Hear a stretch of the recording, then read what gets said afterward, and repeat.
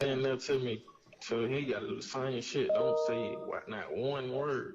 Yeah. Go down on what they try to portray or what they say, man. Don't say shit. Yeah. I ain't know that though. Like I didn't. Tell him how to. I say something. Your Honor, we're actually going to bring it back a little bit. Okay. The portion about the lawyers is right before where we All start. right. And that part will be out, but, Yes, Your Honor. okay. All right, the record starting at 3 minutes and 20 seconds. They're like, you like, bro, I'm feeling fucking cat. Listen, bro, no.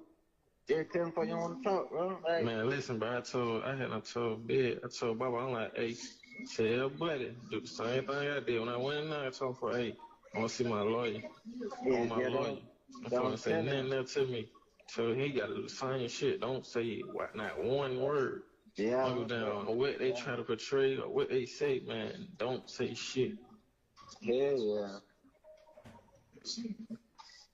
I ain't. So there's two aspects to this, and the one that I feel strongly about is when he says he needs to do just like me and demand a lawyer. And I think the that state's part, they agree. Oh, is that- okay. Yeah. So, I mean, as long as there's no reference to Shannon, exercising his Right. Fifth Amendment rights, then I'm fine with it. As long as we just keep the whole thing in, and when I say the whole thing in, minus the part about Shannon demanding an attorney, but Mr. Atkins summarized it by saying that Mr. Stillwell told get the word to Miles not to say, I think SHIT or something like that, but it's a little bit more. There's a little bit more context in that, and I would just ask the context. Yeah, and so, he says, do just like I did. Are y'all proposing to play that part? Because, okay, so it would just start with the man, don't say, okay. Yes, I mean, I think that part can be in, but the rest of it out. Okay. The Garlington talking to the girl, did y'all, I had already made a ruling on that, right? Y'all are straight on what's in and out on that one, or we need to address that? So, Your Honor, I believe we handled a lot that day, and so when I was telling Mr. Sharp that the court's ruling was statement against penal interest of Garlington have to redact reference to Shannon, I believe that alleviates Yeah, Mr. that's Sharp's right. concern. That's right. Yeah, that was. Right. If I could just get a version of it, just so I can listen to it before we publish. Understood. Okay. All right, so I think now turn into the how to handle the convictions that are either in or going to come in for everybody. All right, so Mr.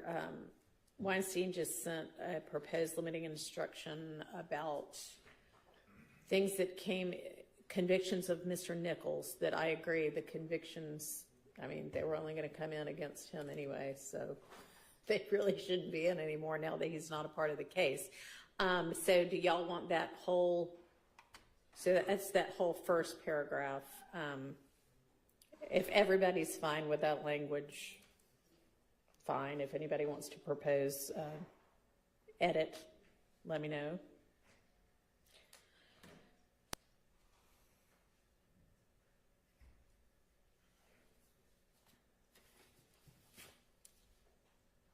Does silence mean everybody's fine, or are you just still reading it? The first paragraph, Your Honor? Yeah. The state has no issue with the first paragraph. Okay. All right. Now, on Mr. Winfrey, I looked back at the argument and then what ultimately happened with that, and the state never actually tendered his conviction. Oh, okay. So I guess the question then is, they were sort of left with the impression that it was a straight guilty plea and not an Alford plea, and I think that's a misimpression. Do you want me to try to explain anything to them about it now, or? Well, my biggest concern, certainly I have a concern about the difference between an offer and a guilty plea, but my biggest concern is even if it wasn't admitted, the document wasn't admitted, there was testimony about him pleading guilty. And whether it's offered or regular guilty plea, it's still a confrontation clause issue. It's still, we've been throwing the Jefferson case around. I don't have the site handy right in front of me, but we've been arguing it. That case has come up a lot in this trial, but it's basically an out-of-court statement of guilt by a person who's not testifying. So I don't think it was appropriate, even if the certified conviction was not admitted, I don't believe it was appropriate. Okay.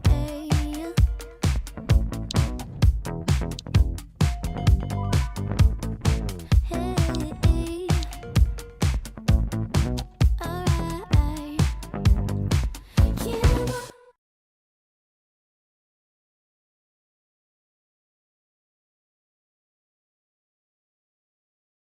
Desmond, how are you watching college football this year? ESPN on Sling, for sure.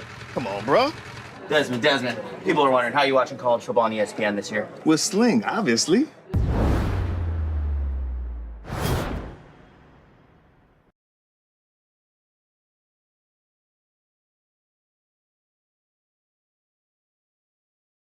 So that was maybe not a great way to approach things from anybody. But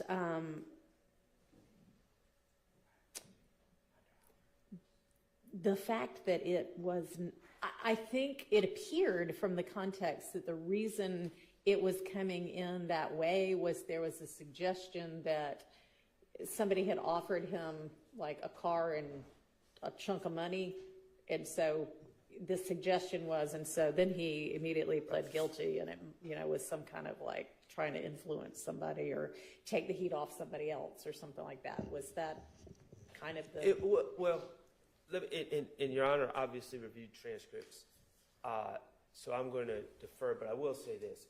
My recollection is that when there was talk about entering a plea at all, Mr. Steele was jumping up and down from the beginning about how wrong it was. Well, he was, but he didn't actually let the court know that the reason he was so upset about it is because it had been found to be coerced. Maybe that's in the past, that happened, whatever, but... Okay, but even if it wasn't coerced, it's still, this is an overt act. And right now the jury has been informed through testimony that someone who is not testifying has gone into court and said, I am guilty.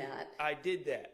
When that's not really what happened. Well, it's not really what happened, but even if it was just a guilty plea and it was the most bland guilty plea and nothing was done in the appellate courts, it would still be improper for Detective Raisi or anyone else to say Jimmy Winfrey pled to that, because that's a statement by Jimmy Winfrey, who is not testifying, and it was clearly as part of prosecution, and it's clearly testimonial. It's a statement he made in court. So I don't, there's two issues, but I don't think the issue is just the coercion versus non-coercion and the resentencing, but the fact that there was testimony about him entering a guilty plea is a major problem. So I just think all that testimony, if there's no documents, no certified conviction, that's good. But I think that the jury needs to be instructed that any consideration, there's to be no consideration of any testimony that Jimmy Winfrey entered a guilty plea at all. Well, or an offered plea. They weren't even told it was an offered plea, and I think that is relevant, that he didn't even say, I'm guilty of this. He said, I think it's in my best interest to take this plea. I agree. Excuse me, let me just interject just to say the case that Mr. Shard is referencing, State v. Jefferson, that's 302 Georgia 435 to 2017.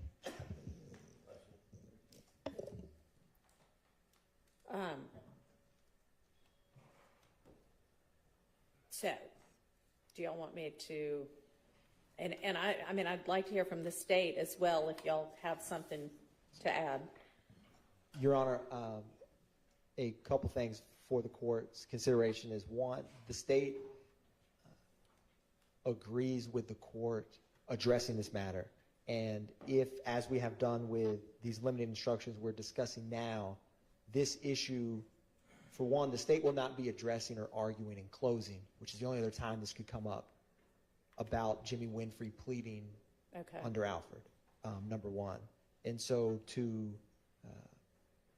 cure or rectify the testimony, I think the state's position is it's prudent as we are discussing, and if we can all, both parties can try to provide a proposed instruction to the court for the court's consideration to come collectively or ultimately as the court decides what to instruct the jury related to that matter.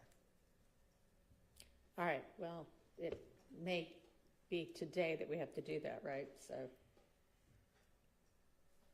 Right, and what we would ask, Your Honor, is that they be instructed that, one, the plea was under Alford, and that, two, even though it was under Alford, they should still not consider that under the Jefferson case, Your Honor. Okay, so I think maybe the easier thing to deal with is the convictions that are going to come in against Mr. Kendrick and that have come in against Mr. Stillwell.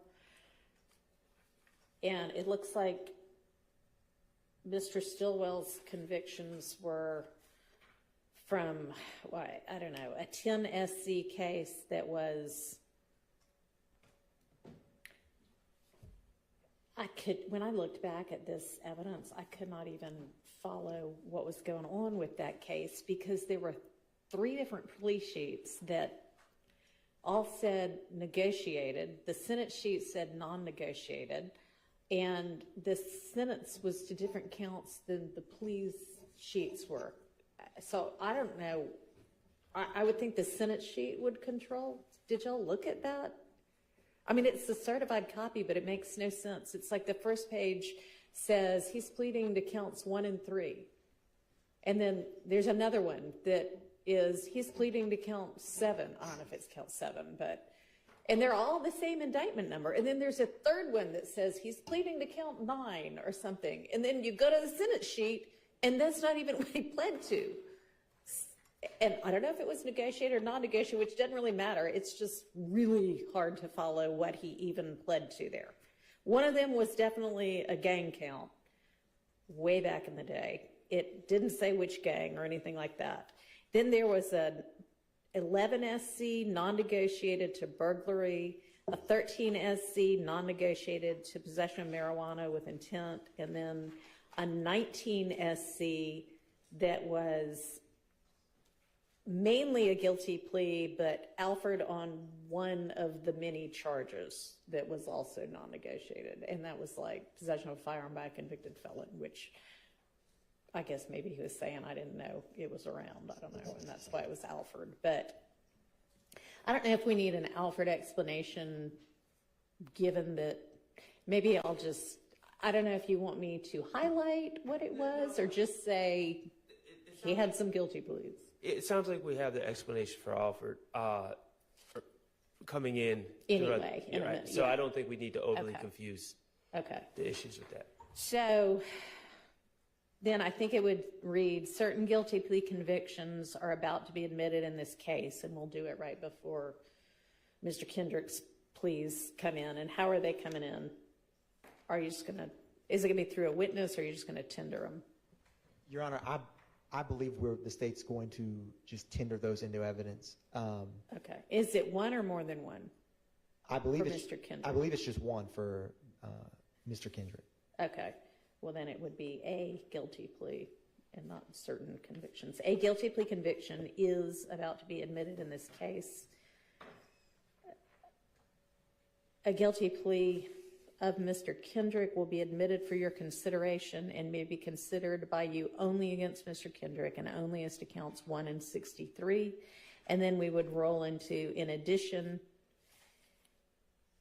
guilty plea convictions of Mr. Stillwell have previously been admitted for your consideration, and those may be considered by you only against Mr. Stillwell and only as to counts 1, 52, and 64. You may not use the conviction of Mr. Kendrick in your consideration or deliberations against Mr. Stillwell. It is not evidence of anything against Mr. Stillwell. Likewise, you may not use the convictions of Mr. Stillwell in your consideration or deliberations against Mr. Kendrick. They are not evidence of anything against Mr. Kendrick. Each defendant has a right to have his guilt or innocence determined solely on the basis of the evidence presented against him, not by what may or may have happened with regard to a criminal prosecution of someone else. And then would this be the time to also say, and hey, by the way, jury, earlier in this case, a guilty plea conviction was entered, or guilty plea convictions of Mr. Nichols were entered. They were Alford anyway, not guilty pleas, but, and then basically say those would only have been, you could only consider those against Mr. Nichols, and so given that Mr. Nichols is no longer a part of this prosecution, they're really no longer in evidence before you? Yes. Okay. And then you also heard testimony about a guilty plea of Mr. Winfrey. You should not consider that against these defendants either, and just not say much more than that, or what do you think? Your Honor, the state does believe to not highlight or revisit in the jury's minds that testimony. We're trying to tell them to disregard that. Keeping that instruction brief has merit for the purpose, and the state wanted to add, and I was trying to find, there was an older version that I believe Ms. Percifield or the court had sent where what the state wanted to include was a brief line, not that evidence has been admitted, but if there's something for the jury to know that if they find other evidence outside of the conviction for any of those matters, they can consider that. It's the language you would put in for Roderick's riot. Yeah. In preparation for his. Okay.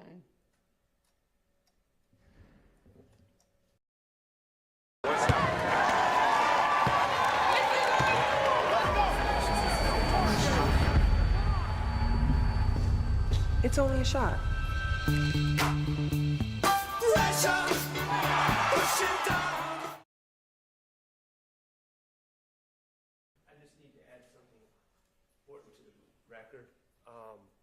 And Your Honor, I appreciate the attempts to craft a curative instruction. Yeah.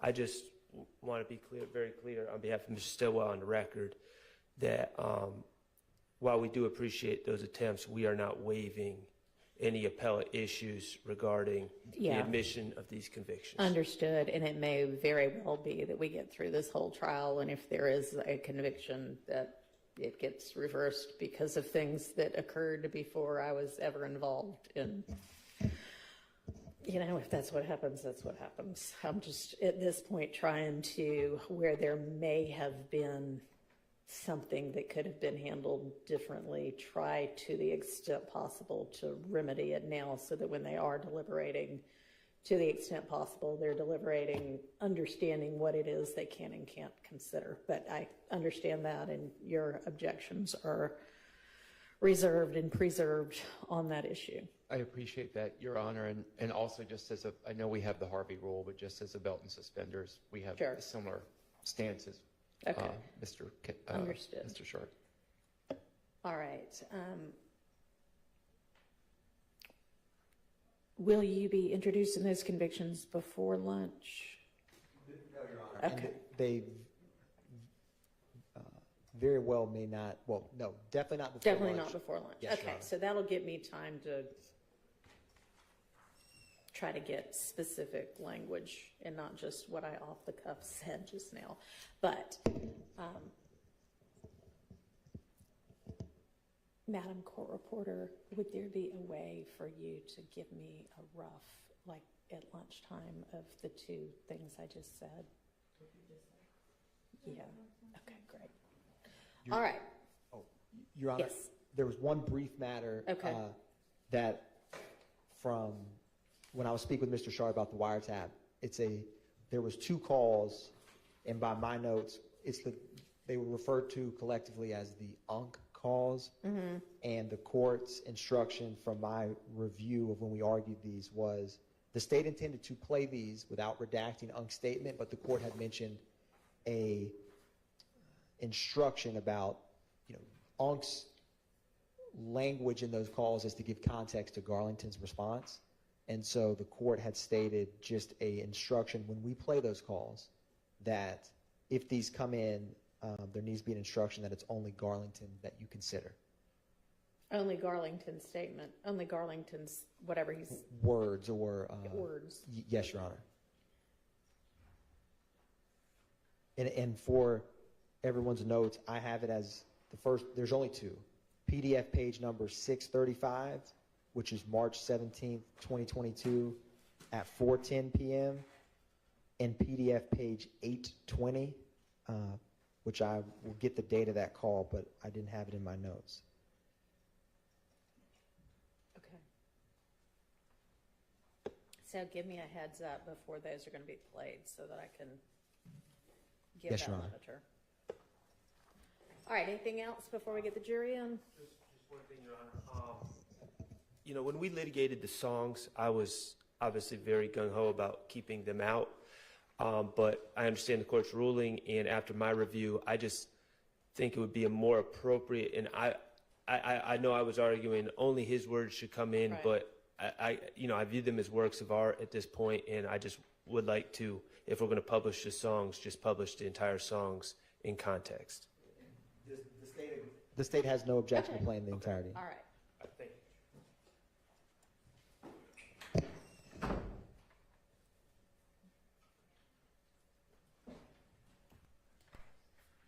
All right, we're checking to see if all the jurors are here.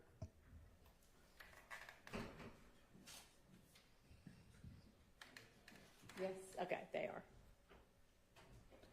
All right, you ready with whoever your witness for the morning is going to be? Whomever your witness for the morning is going to be?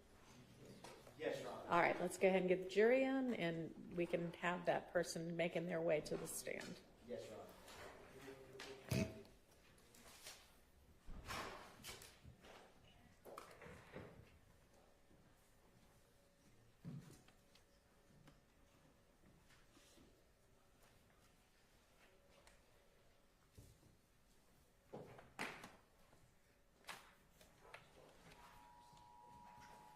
Please place all cell phones off on silent.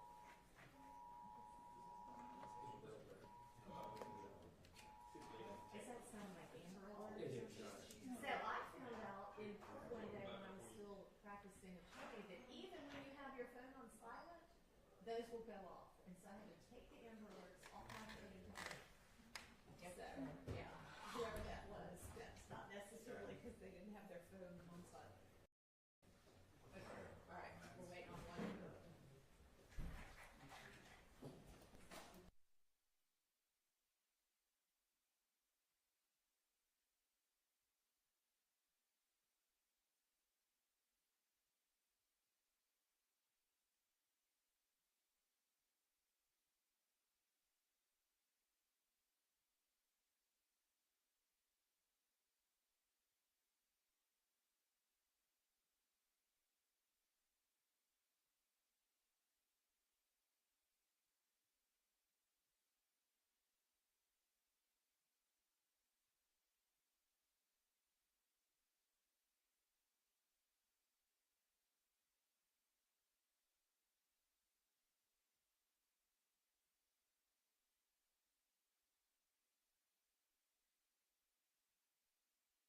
Persefield, amazing as she is, checked back for the actual guilty pleas from that 2010 10 SC case, and for whatever reason the plea sheets were done separately, but those accurately were the counts that he was pleading to, and then they just accidentally skipped a space on the Senate sheet. But it once you go back and look at the pleas, it makes sense. It's not inaccurate. So. Hello, good morning. So it sounds like we're maybe waiting on one juror. They might be going to the bathroom or something. I think they're there, they're just not ready. They might be in the bathroom or something.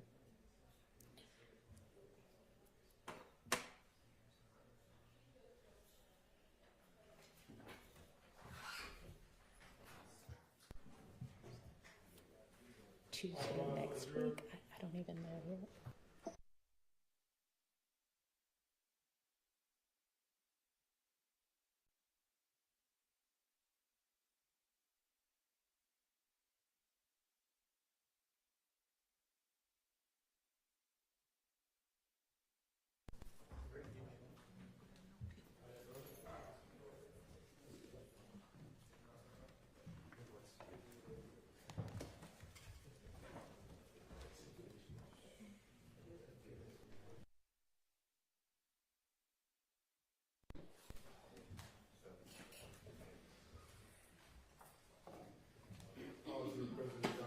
Thank you. Good morning, ladies and gentlemen.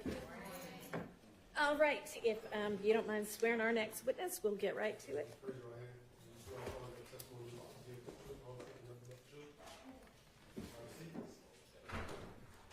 Good, Jesse, to the microphone. State your name, first and last, spelling the vote. Can you pull that mic right up next to your mouth? Name is Heather Francisco, Heather Francisco.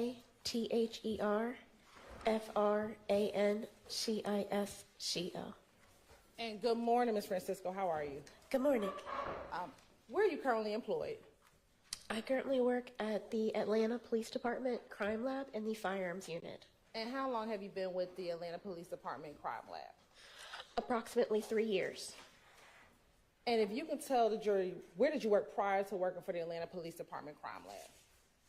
I worked at the Georgia Bureau of Investigation Crime Lab in the Firearms Unit. And how long did you work for the GBI in the Firearms Unit? Approximately 7 years. Now, have you had any education and training with working the NIBIN system? Yes. If you can tell the jury about your education and training with the NIBIN system. I have a Bachelor of Science degree in Forensic Science with a minor in Physics from the University of New Haven. I have completed academic training as lecture style and hands-on in the areas of firearms examination, serial number restoration, muzzle to target distance determination, as well as firearm safety, instrumentation, NIBIN acquisition, and NIBIN correlation, just to name a few. And do you hold any certifications? I am currently have 2 certifications. The first is the international, or the IBIS, data acquisition and triage, and the other is basic correlation review. Both were received from the Bureau of Alcohol, Tobacco, and Firearms.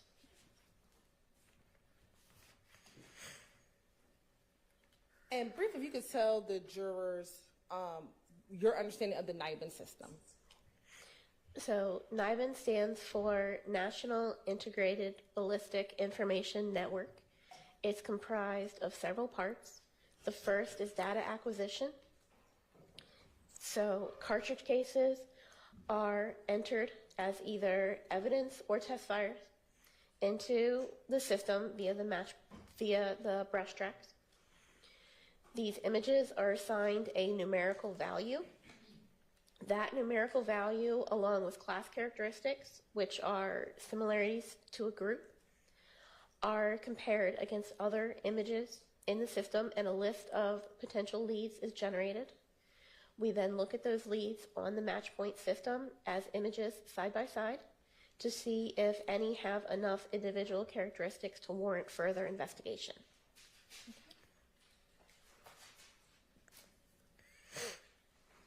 I want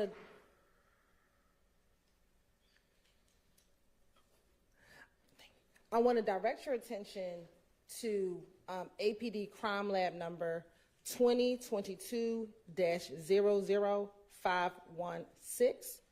And I want to first ask you, do you work with an individual by the name of Jennings Kilgore? Yes, I do. He's a colleague.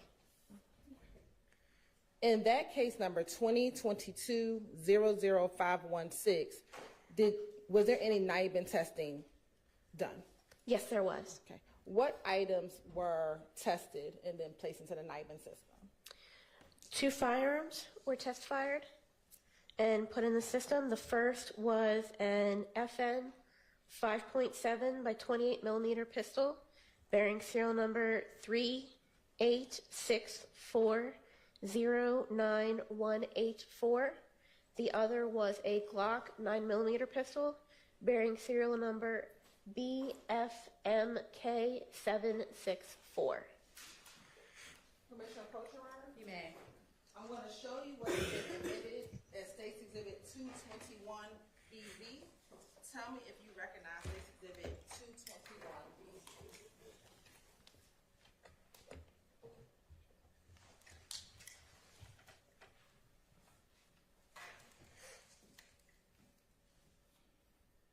Yes, I do. And how do you recognize State's Exhibit 221VV? This is the serial number that I test fired and entered into the NIBIN system. And which serial number is that? This is the FN 5.7 by 28 with serial number 386409184. And are you able to tell from your notes or reports where that firearm was collected from? No, I'm not. Okay. What did you do once you received the firearm? The first thing that was done is a brief function check was performed to ensure that it would function as designed with no malfunctions. It was test fired 2 times in a water tank. Those test fires were looked at under the stereo microscope to see which would produce the best images. It was then placed on the NIBIN system through the brass tracks, and the images were viewed side by side on the match point system. And were there any results after you put the test fires in the NIBIN system and did the match point comparison? Yes, 2 potential leads were found. And do you have case numbers for those 2 potential leads? Yes, I do. And what were those case numbers? The first was APD case number APD-2022-00459, and the second was APD-2022-00438. And was there any other associated APD case number with those test fires? No.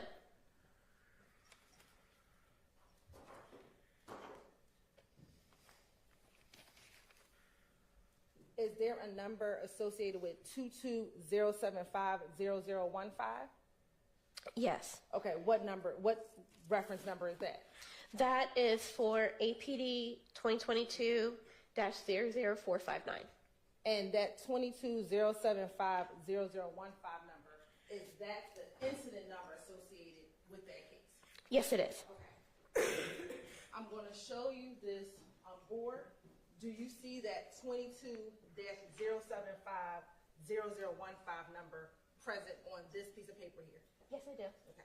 And do you know anything about that APD incident number at all? No, I do not. Okay.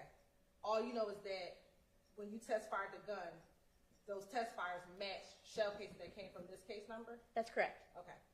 Once you find out that there are test fires that match a case number, what do you do next? So once the images are viewed on the match point system and a potential lead is found, it is marked as a potential lead in the system. It is printed out, and that printout is signed by both myself and the laboratory crime director.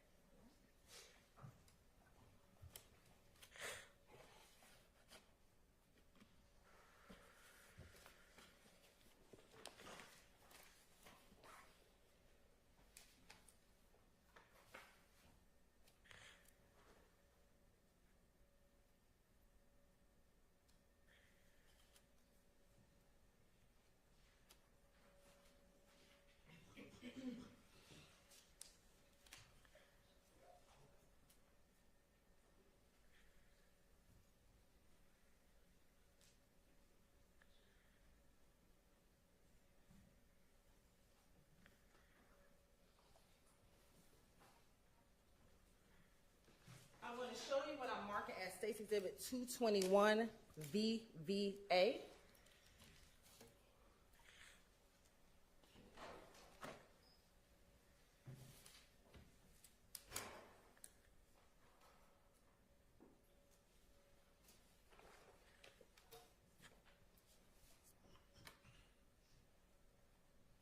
want you to tell me if you recognize State's Exhibit 221 VVA. Yes, I do. And how do you recognize State's Exhibit 221 VVA? This is the printout of the potential night. I'm not allowed to reveal the secrets of Jameson Black Barrel. Its carefully chosen select batch Irish whiskies, or its exquisite notes of toast. I believe that you just described that you did after getting the test fire comparison and the shell casing comparison. That's correct. Right. And does that appear to be a fair and accurate depiction of the Nibin lead that was generated in the picture comparison that you did in this case? Yes, it is. Your Honor, this time the state would like to admit 221 VVA into evidence. Admitted. Now, once the images are viewed side by side, what do you do next? So once they're viewed, if a potential lead is found, it's marked in the system, it's printed out and signed by myself and Crime Lab Director Walker. It's placed in the case file and a report is generated. Okay. Once that report is generated, what, if anything, happens next? Once the report has been generated, it is then peer reviewed. Once it has passed the peer review process, the evidence is returned down to property. Okay. And then do you request or make a suggestion that this should be confirmed by the Georgia Bureau of Investigations? An email is sent out to all of the Atlanta officers, to include the case officer, for them to be aware that a potential Nibin lead was found. It is in their responsibility to take the evidence from property and bring it over to the GBI for confirmation. Okay. And after you did the testing in this case, did that conclude your involvement in this case? Yes, it did. Okay. I have no further questions, Your Honor. All right. Sure.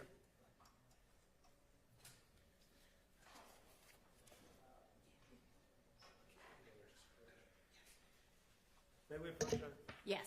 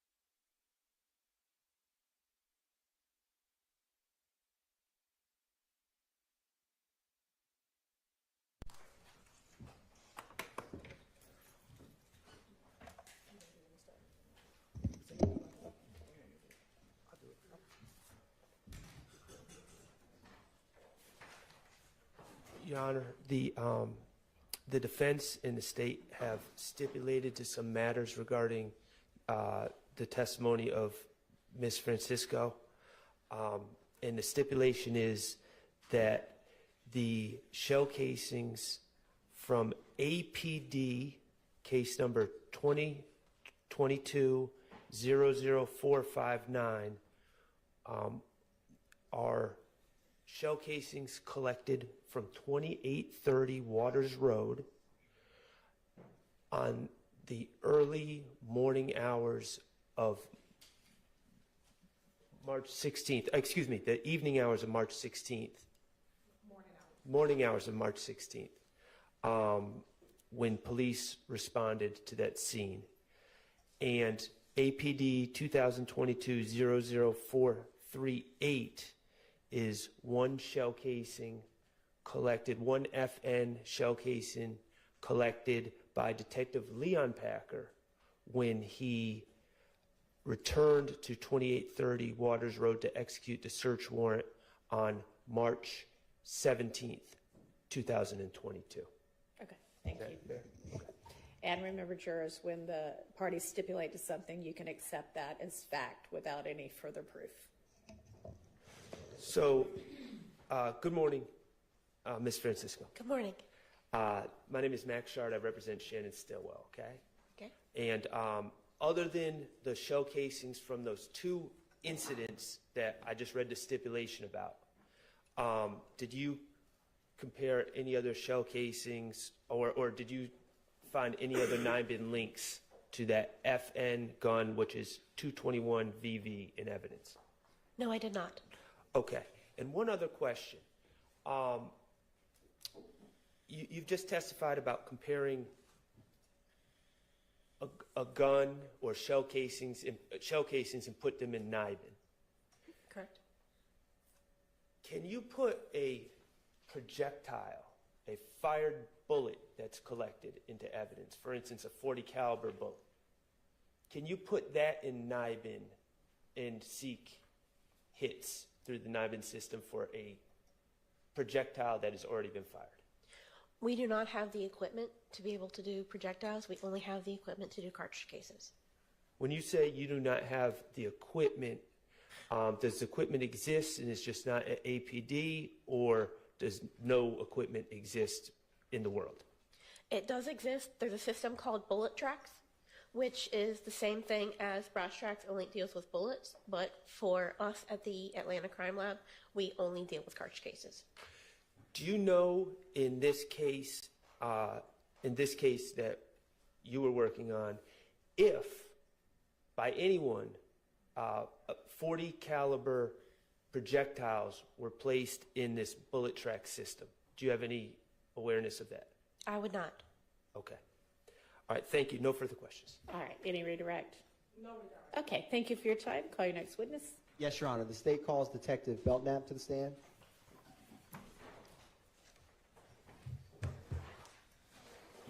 Is this a recalled witness? Yes. Okay, that's what Yes, Your Honor.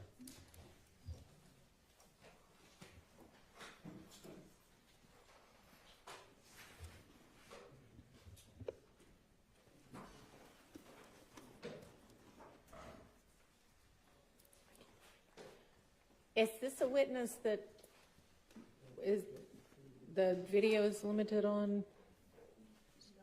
No? Yes? No? No. Okay. Thank you for checking. Yes, Your Honor. And Detective, I'll just remind you that you're still under oath.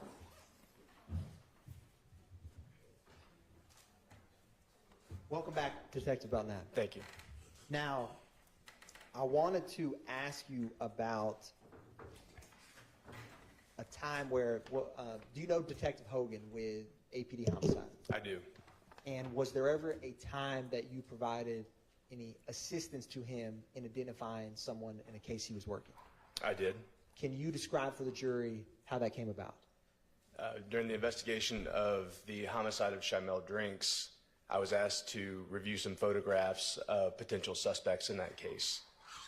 And were you able to assist in identifying any of those suspects for Detective Hogan? I was. Can you describe for the jury how or what you did and how you were able to assist him on that. We had located some social media photographs of a potential suspect. The suspect looked familiar to me, but I couldn't recall a name for the suspect. I reached out to another law enforcement contact who was able to send back a photograph of Mr. Quamarvius Nichols, who I immediately recognized was, in fact, the person from the social media pictures. And did you share that with Detective Hogan for his case? I did. Now, turning your attention to March 17th of 2022, were you working that day at APD? I was. And you were still in the gang unit? Yes, sir. And so can you describe for the jury, did you ever become involved with some arrest warrants that day? I did. Can you describe for the jury how you got involved with that? I was advised that 2 suspects in the Shimel Drinks homicide were arrested at 2481 Meadowlark Lane in the city of East Point. And I then responded to that scene after those arrests had been made. And when you responded, do you recall roughly around what time? I don't without reviewing the report. Would looking at a copy of your report help refresh your recollection? Yes, sir. I'm approaching you with a copy of your report. If your memory is refreshed, just look up at me before answering.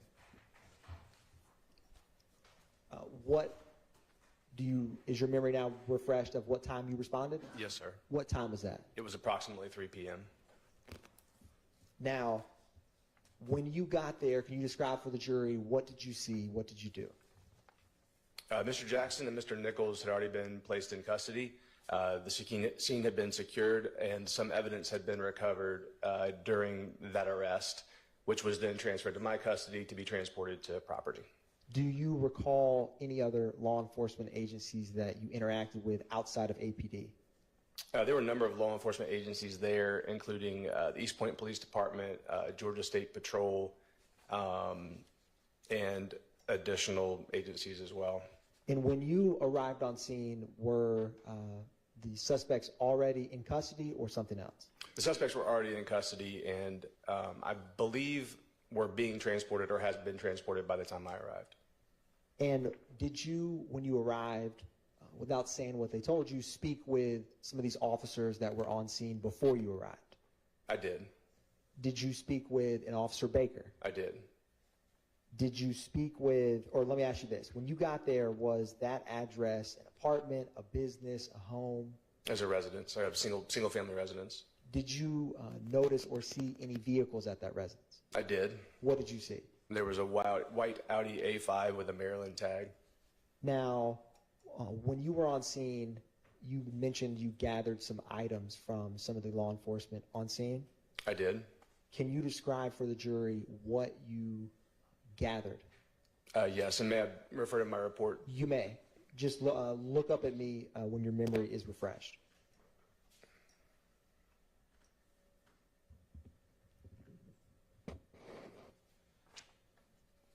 Okay. What were some of the items that you gathered? One of the items was a firearm, an FN Herstal 5.7 handgun. Another item was a pink beanie cap, also a black backpack that was recovered as well. Now, I wanted to ask you about that FN Herschel. Is that a 5.7 by 2.8 firearm? Yes, sir. I am approaching you with what has been marked as State's Exhibit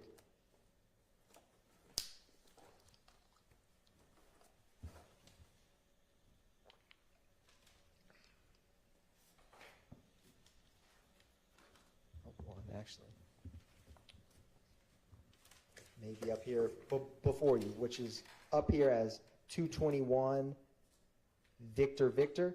I'm going to ask you, Detective Belknap, can you look at what's on the stand before you and see if you recognize either any of the APD evidence labels and or if there is a serial number on that firearm?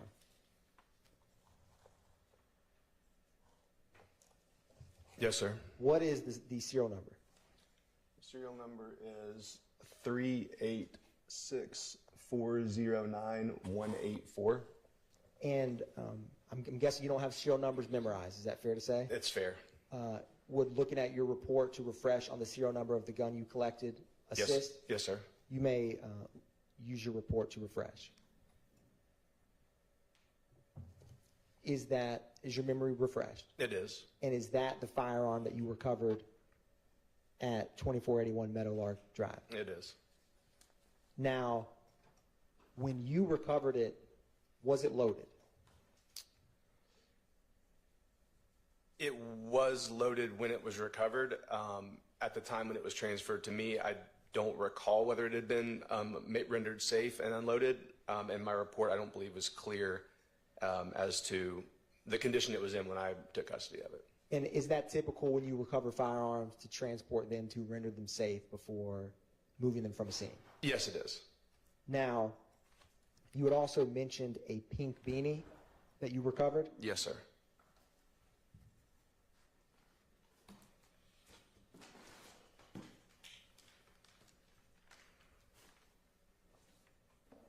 I will gather that in just a second, but before we get to that, was there a black book bag that you had recovered on that scene? Yes, sir.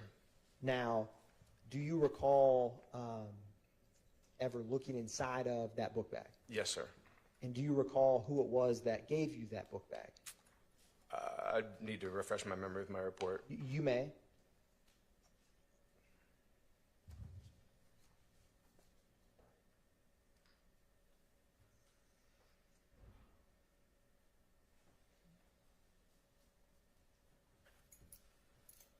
Do you recall who gave you that book bag that was on scene? I don't, and I believe it was Officer Baker or Officer Gachette who had responded to the scene, but I didn't note specifically in my report who gave me the backpack. And when you got that backpack, did you initially go through it? Yes, sir. And what was inside of that book bag? There was a variety of narcotics within the backpack. Was there any commercially packaged items? There were.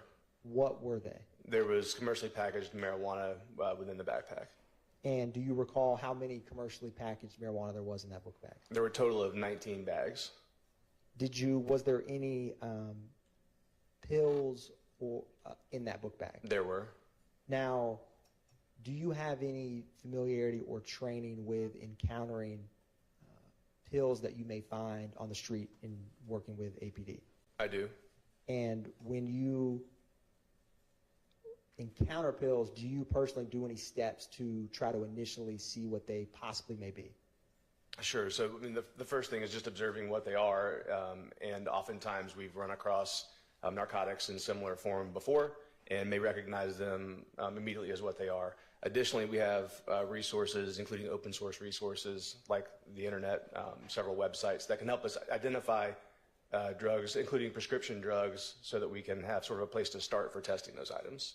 And when you collect items such as you did there, do you typically indicate, even if you don't know exactly what something is, what it's suspected to be? I do. Now, with reviewing those items, I'm going to ask you, what did you find in that book bag that you suspected to be? In terms of what type of pills did you believe was in that book bag based on your training experience? So I believe there were 3 types of pills that we saw. The first was a bag containing what I believed and identified as being MDMA. Another bag that contained what I recognized to be oxycodone, and an additional bag that contained what I recognized and believed to be Adderall.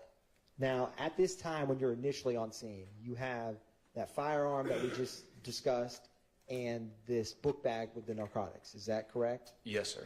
And did you ever transport those items to anywhere else from the scene? I did. Did you collect and package those items? I did. And did you have any familiarity with where that white Audi was taken from the scene? I do. Can you describe for the jury what you know about that? Yes, the white Audi was transported from the arrest location to the Atlanta Police Department Annex building, and there are vehicle cages there that we can store vehicles for pending search warrants or further processing. And is that normal with recovered vehicles such as that to transport them to the annex? It can be. It just depends on the case, whether further processing is needed or not. Now, Detective Belknap, I am approaching you with what's been marked as 354 through 358 Victor. If you could take a minute and look at those bags and the identifying markers on them.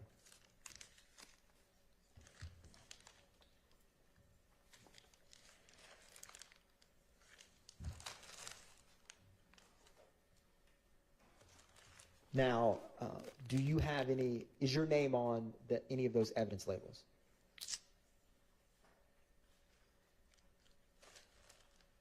Yes, it is. And do you see any APD case number with those bags? I do. And do you typically put the APD case number from the scene when you collect items before you introduce it into property? That's correct. And is that the same APD case number on the report that you have used to refresh your memory from that March 17th, 2022? Yes, sir. With looking at those items, are you able to tell the jury what those are? I can. Please do. So this first bag contains the pills that were suspected Adderall. The second bag contains... And Detective Belknap, before you do, are they a fair and accurate depiction of the drugs that you collected from the scene that day? They are. Your Honor, at this time the state moves to tender into evidence 354 through 358 Victor. May I? Yes. Sure.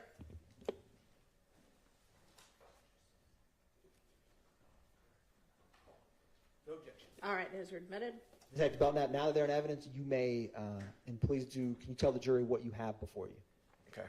So this first bag, again, are the pills that I suspected were Adderall. The second contains the suspected oxycodone. The third bag contains some of the commercially packaged marijuana. The fourth bag contains additional commercially packaged marijuana. And this final bag contains the suspected MDMA. Now, after you packaged those items, you went back to APD property, is that correct? I actually would have packaged these at APD property. And at APD property, did you ever get notified from someone on the Meadowlark scene after you went back to property from that first time? I did. Can you describe for the jury how that came about? I was called by a supervisor and advised that East Point police were back on scene near the arrest location where a citizen had reported finding a firearm laying by the roadway. Now, after being notified about that additional firearm, what did you do? I responded back to the scene to recover that firearm as well. So when you got on scene, do you recall who you spoke with? I do. Who did you speak with? I spoke with Investigator Klickner from the East Point Police Department.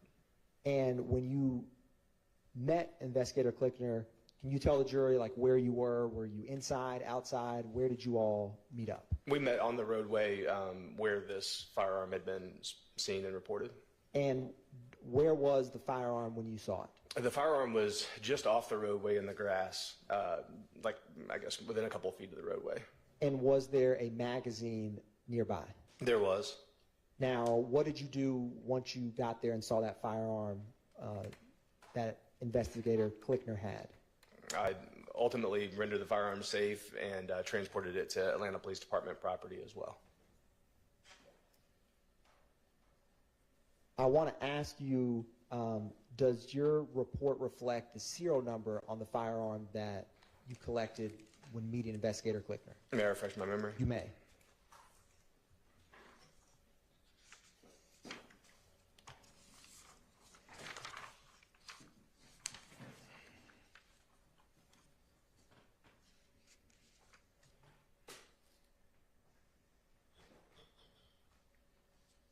It does.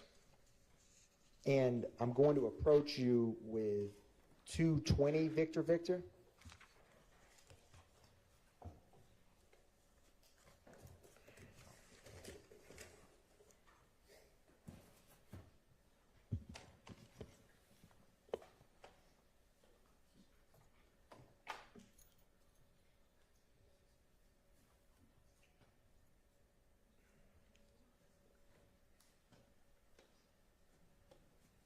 Is that, or is the 220 Victor Victor have the serial number on that item? Is there a serial number on this? Yes. Yes, sir. And does that serial number match the firearm that you collected? I can confirm, I believe there is a slight variation between what was in the report and what is on the actual weapon, as later investigation revealed. Can you describe that later investigation regarding the serial number? I can. So after this weapon was recovered, taken to Atlanta Police Department property, later on I followed up on the E-Trace, the further investigation of the firearm, and was advised that the weapon had not been traced back to an original purchaser. I reviewed both my report and the photographs of the weapon and realized that due to some damage to the serial number on the weapon, which had been heavily scratched, that I had mistakenly identified one of the digits or one of the characters on this serial number from the weapon.